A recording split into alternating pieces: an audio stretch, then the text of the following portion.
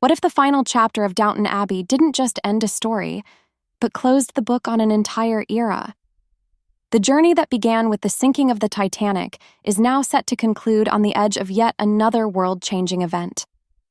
As Downton Abbey 3 approaches, fans are gearing up for what could be the most emotional and historically resonant entry yet. This isn't just about saying goodbye to beloved characters.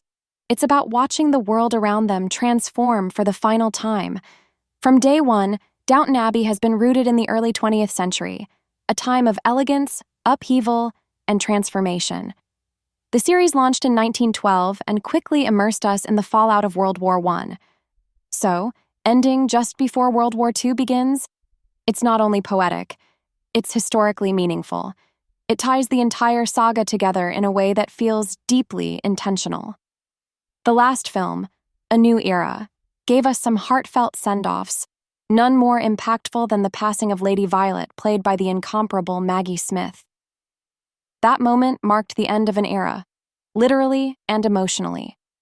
But while one chapter closed, another opened. Tom Branson's marriage to Lucy and the arrival of their baby has ushered in a new generation of Crawleys. The story isn't over. It's evolving. There's also big change happening below stairs. With Thomas Barrow stepping down as butler, Mr. Carson has come out of retirement to help train Andy Parker to take on the role. It's a beautiful callback to the show's original themes of mentorship, duty, and legacy. The dynamic might be shifting, but the heart of Downton Abbey, how things are passed down and preserved, is still beating strong. What makes this final installment especially intriguing is its historical setting. The 1930s were a turbulent time, shaped by the economic devastation of the Great Depression and growing political unrest across Europe. That backdrop adds real gravity to the story. Just as the first film mirrored the aftermath of one world war, this one may lead directly into the next, bringing everything full circle. Even though we've said goodbye to some characters, many of the original cast are returning. Hugh Bonneville, Elizabeth McGovern, Imelda Staunton, they're all confirmed for the grand finale. Their presence turns this film into a proper farewell, a chance to reflect on just how far the characters and the audience have come. One surprise that's stirring excitement is the return of Paul Giamatti as Cora's brother, Harold Levinson. He made a brief but memorable appearance in the series, bringing a laid-back American energy to the prim and proper world of Downton. His return adds a refreshing twist, giving the Crawley household a new dynamic without straying too far from what fans love.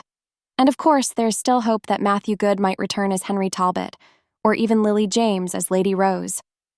Their absences have been noticeable, and this being the final chapter, now's the perfect time to bring everyone home. As for the release, Downton Abbey 3 is scheduled to premiere on September 12, 2025, over a year after filming wrapped in August 2024.